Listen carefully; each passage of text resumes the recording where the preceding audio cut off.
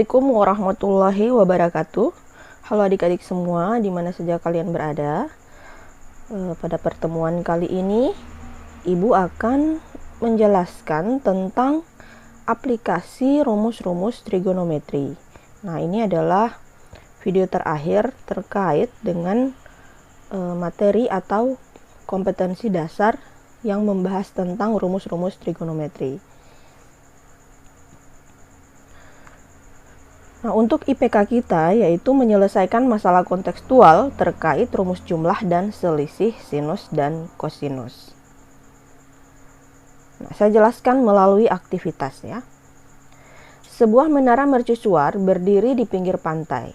Dari mercusuar tersebut, seorang pengamat melihat sebuah kapal bergerak mendekati pantai. Pada saat itu sudut pengamatan yang terbentuk antara pengamat tersebut dengan kapal adalah 60 derajat. Pada saat yang bersamaan, terdapat kapal lain yang letaknya lebih dekat dari kapal pertama.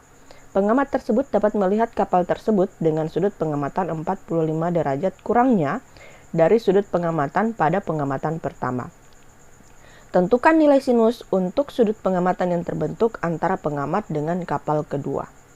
Nah, untuk menyelesaikan masalah kontekstual seperti ini, yang pertama harus kita lakukan adalah membuat gambar ilustrasi dari permasalahan tersebut ya. Jadi kita buat dulu gambarnya.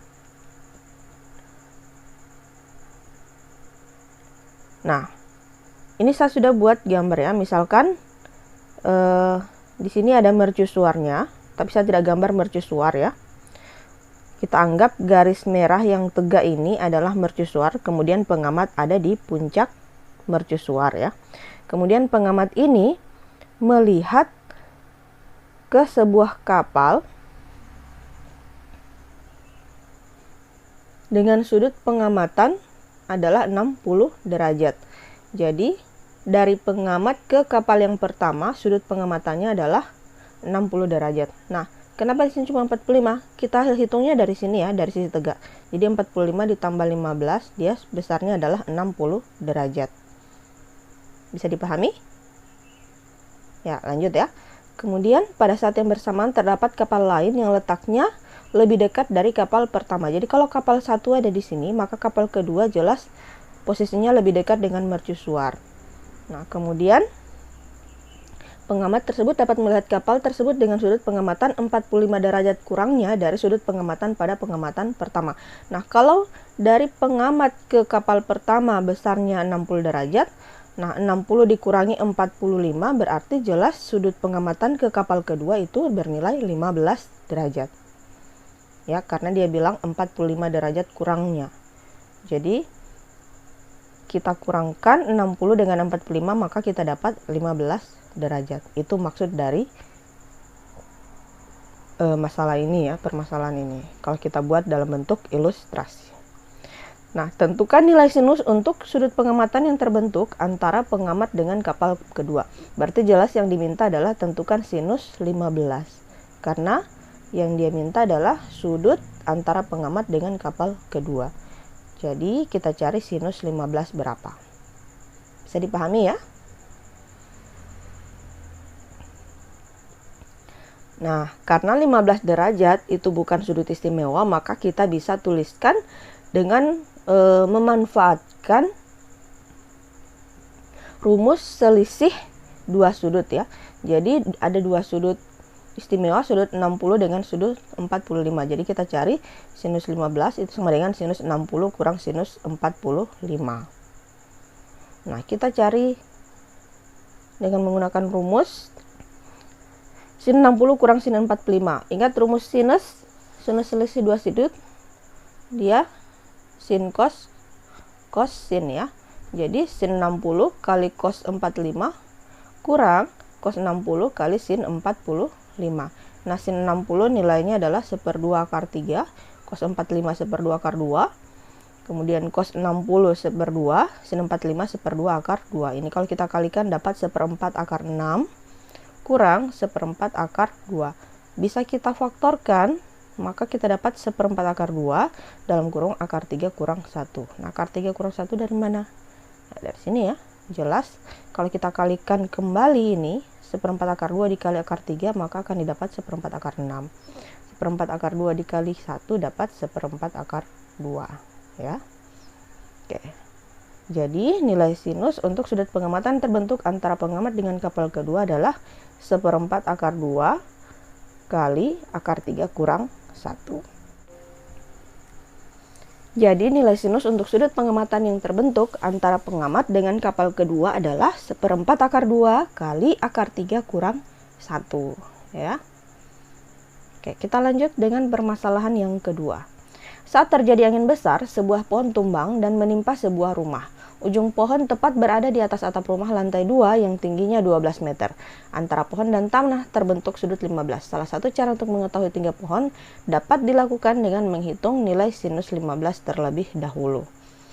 Nah, buatlah ilustrasi dari situasi di atas, kemudian hitunglah nilai sinus 15.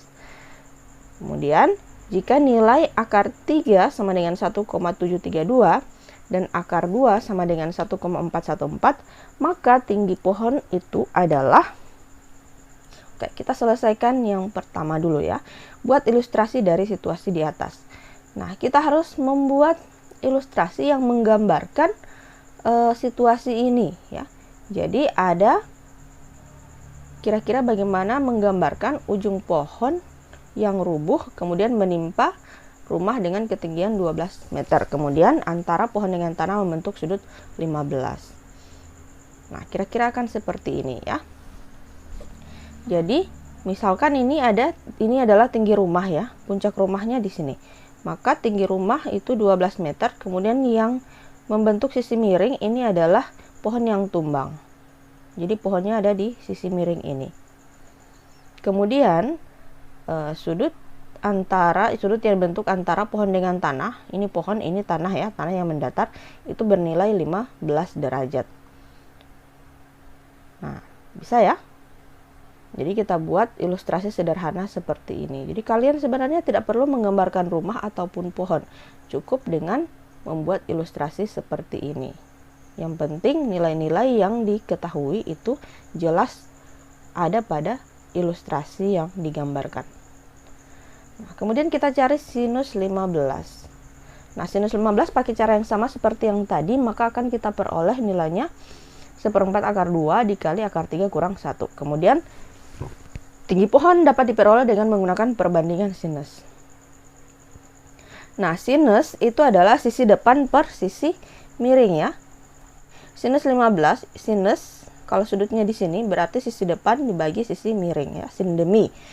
Nah, sisi depannya ada ya 12, sisi miringnya itu adalah tinggi pohon.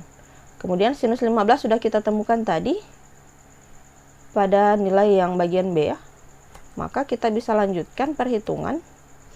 Sin 15 sama dengan sisi depan per sisi miring. Nah, sin 15 tadi kita substitusi saja nilainya, kemudian sisi depan itu adalah tinggi rumah. Nah, maka tinggi pohon bisa kita tentukan ya. Tinggi pohon sama dengan 12 dibagi dengan 1/4 akar 2 kali akar 3 kurang 1. Nah, ini 4 bisa kita tendang ke atas ya. Kalikan dengan 12, maka akan dapat 12 kali 4 kali akar 2 kali bagi akar 2 kali akar 3 kurang 1. Nah, tadi ada nilai akar 2 dengan akar 1, kita bisa substitusi ya. 12 kali 4 dapat 48. Akar 2 itu 1,414, akar 3 1,732 kurang 1. Ini dikurangi dulu 1 ya. Maka kita dapat 0,732 kalikan dengan 1,414. Nah, jadi 48 dibagi 1,035. Maka kita dapat 46,37 meter. Nah, inilah tinggi pohon yang dimaksud. Mudah ya. Oke, saya sudah sediakan beberapa nomor untuk latihan kalian di rumah ya, ada pada LKPD. Ya, saya jelaskan atau saya kasih petunjuk sederhana untuk menyelesaikan. Ya, untuk nomor 1, sebuah tiang telepon disokong 2 kawat yang diikat ke tanah dengan jarak 15 kaki dari tiang telepon. Nah, pada soal nomor 1 kalian sudah dibantu dengan ilustrasi ya. Jadi kalian tidak perlu lagi menghayalkan situasinya. Nah, jadi Ada sebuah tiang telepon disokong dengan 2 kawat yang diikat ke tanah dengan jarak 15 kaki dari tiang telepon. Nah, ini 15 kaki yang dia maksud ya. Nah, ini kabel atau tiang kawat. Oke. Ada 2 ya, kelihatan yang pertama, yang kedua. Kemudian panjang kawat terpendek yang diikat pada tiang dengan ketinggian 15 kaki dari atas tanah dan kawat terpanjang diikat pada tiang dengan ketinggian 20 kaki dari tanah. Jadi ini tiang terpendek diikat dengan ketinggian 15 kaki, kemudian yang terpanjang diikat dengan ketinggian 20 kaki. Nah, tentukan sudut yang dibentuk antara kawat terpendek dengan tanah. Jadi yang diminta ini kawat terpendek dengan tanah. Kemudian misalkan alfa merupakan sudut yang terbentuk antara kawat terpanjang dengan tanah, berarti yang ini keseluruhannya kawat terpanjang dengan tanah. Misalkan ini alfa, tentukan sinus alfa dan kosinus alfa. Kemudian tentukan besar sinus sudut antara kedua kawat tersebut, berarti yang kecil ini. Oke, silakan kalian tentukan. Kemudian yang nomor 2, sebuah tiang telepon disokong oleh 2 kawat yang diikat dengan kuat ke tanah pada titik yang sama. Panjang kawat terpendek adalah 30 kaki yang diikat pada tiang dengan ketinggian 10 kaki dari atas tanah. Panjang kawat terpanjang adalah 33 kaki yang diikat pada tiang dengan ketinggian 17 kaki dari atas tanah. Buatlah gambar yang sesuai dengan ilustrasi di atas. B. Jika besar sudut antara kawat terpanjang dengan tanah adalah X dan besar sudut antara kawat terpendek dengan tanah adalah Y, maka tentukan nilai sin X, cos X, sin Y, dan cos Y. C. Tentukan besar sinus sudut yang dibentuk antara kedua kawat tersebut. Nah, kalian akan mengawali dengan membuat gambar yang sesuai dengan ilustrasi. Jadi ini saya rasa sudah jelas. Contohnya ada pada soal nomor 1 ya, tetapi gambarnya tidak akan jadi sama persis, tergantung apa yang diketahui, karena di sini jelas tidak sama yang diketahui dengan yang di situasi pada soal nomor 1. Nanti kalian sesuaikan saja gambarnya ya, dan hati-hati dalam membuat gambar ilustrasi, karena itu akan mempengaruhi nanti nilai-nilai dari bagian B dengan bagian C ya. Oke. Nah, kemudian nomor 3, ini bisa kalian tentukan, saya sudah bantu dengan gambar ya. Nanti tentukan saja apa yang diminta. Oke. Nah, selamat berlatih, selamat belajar di rumah. Jika ada kesulitan, silakan tanyakan atau diskusikan pada grup kelas WA masing-masing, atau bisa juga kalian langsung coretkan pada kolom komentar. Terima kasih atas atensinya. Assalamualaikum warahmatullahi wabarakatuh.